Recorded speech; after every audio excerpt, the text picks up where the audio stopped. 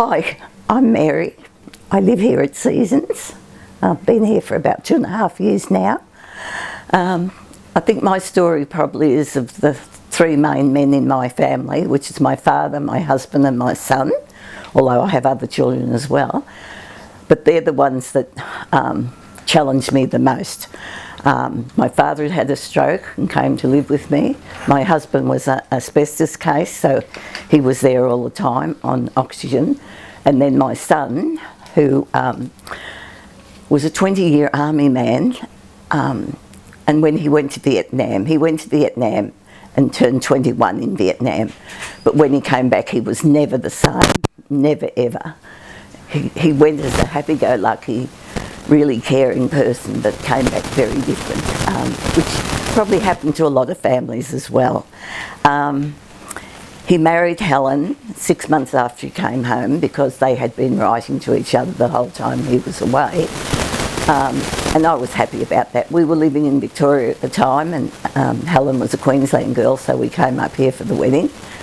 And then they were married for 27 years. Lots of strife because Ian was mentally and physically down the drain most of the time, but they had 4 lovely daughters. So I had 4 Queensland grandchildren, so we would come up here often to see our grandchildren. Then when Ian and Helen broke up, Ian came to live with us, so I had my father, my husband and my son all in the one house at the time, and I was running a home-based business at the time, so it was challenging, definitely challenging. At one stage Ian bought a motorbike, which was probably the worst thing he could have possibly done, because he was in no fit state to be riding anywhere, but he used to. And most of the time I spent was going and rescuing him from different towns where he'd be stuck or the police would ring me or something like that. Then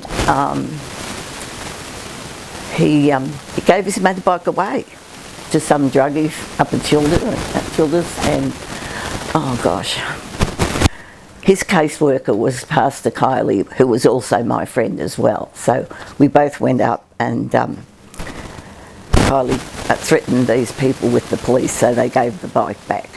But we had to get somebody else to bring it home from there because neither of us could drive a motorbike.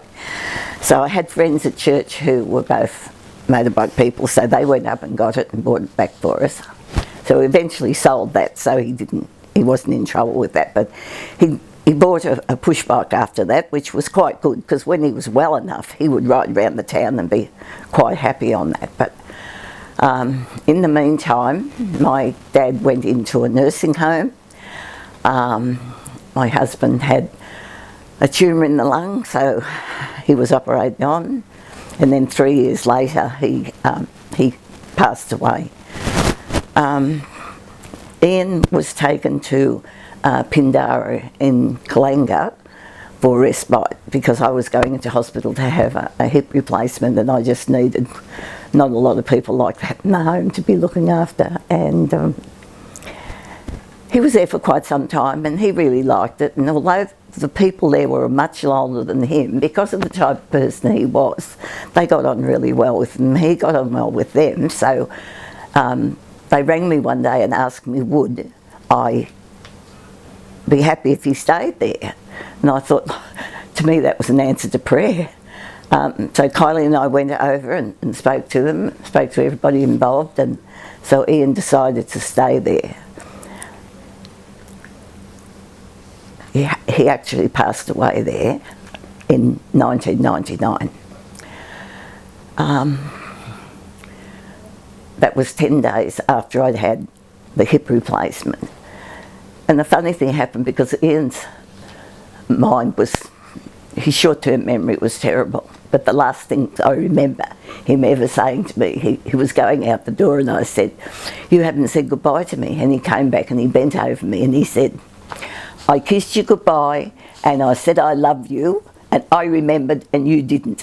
And that was just so funny really, because next morning they rang me up to say that he died. So they're the last words that I know that my son said to me, that he loved me, and I actually loved him. Then 2.5 years later I lost my husband. And my dad lasted until he was 99 and a half, so I used to be a volunteer at the nursing home where he was. And then after he passed away, after about 8 years there, I spent probably the next 10 years there doing pastoral care and taking church services for him. Because in the meantime I had been ordained. So there was lots of challenges, there was lots of heartache along the way. And I said to my daughter last night, I really didn't stand up under these challenges. And she said, Mum, you are still here, so you must have done something good.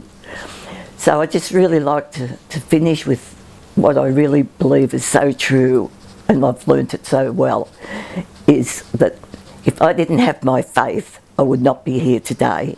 But also, to be a friend, to be a faithful friend, you have to be a friend yourself. So thank you very much, and bless you all.